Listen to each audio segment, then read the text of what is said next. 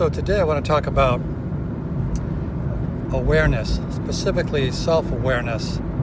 This is a huge subject. You could actually think from a certain angle that all of religion, self-help, psychology, and philosophy is involved pretty deeply in the subject of self-awareness.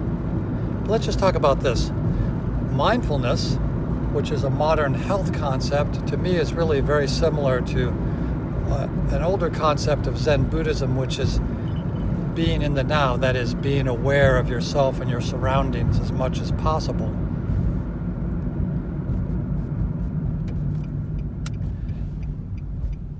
But self-awareness, to me, refers to something a little longer term, like being aware of who you are in general, what your position is in life, what you're doing, more than just in the moment, being aware of the consequences of what you do and of who you are. So it turns out that studies show that humans are built in with the capacity of lying to themselves to some extent, of not being self-aware, that allows us to do things we otherwise couldn't do. And if you think about it, well, other studies show that people who are pessimistic are more realistic in their outlook. They're closer to the reality, so to speak, of the things around them, the chances of success, than people that are very optimistic. Yet it turns out that the people that are optimistic are much more successful. What this means is that success involves lying to yourself. Now, these are white lies.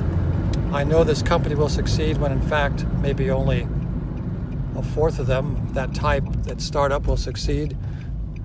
Or that I know that I'm the smartest stock picker in the world when in fact, obviously, it's pretty hard to be above average. And certainly not everyone is above average, except in Lake Wobegon. That's a reference to Prairie Home Companion. Anyway, so the point is that sometimes being self-aware allows us to make changes. We cannot make any change to ourselves if we're not self-aware.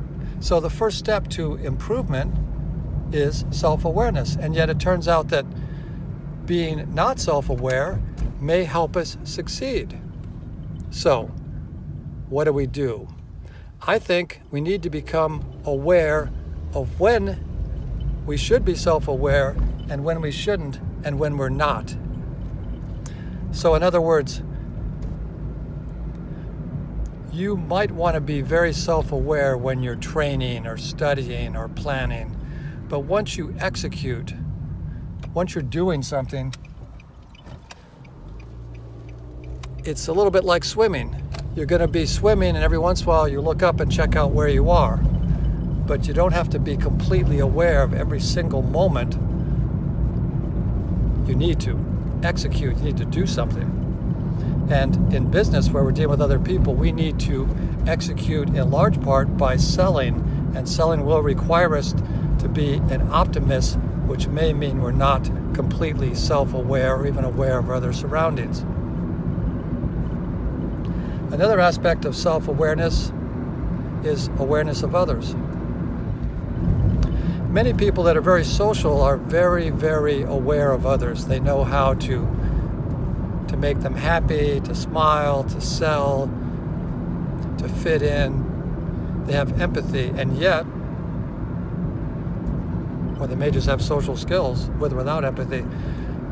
They're very aware of others, but they may not be aware of themselves. And I found that many people that are quite social, very aware of others, actually are not very self-aware and suffer often with, in particular, things like overeating, over drinking, not exercising enough, not being healthy. And yet people that are very introverted, that might be overly aware of themselves, very self-critical, very watchful about themselves, taking a mental selfie every moment and worried that they're not looking good. Those people tend to suffer from others. They feel the world is unfair, that they're mistreated, that others are not honest with them, because they don't understand the nuances of communication with other people. Many tech people are like this, not all, but some. And so we see a place for maybe some people to become more aware of others, tech people, introverted people, and for some people to become more self-aware, salesmen, very social people. So, good luck.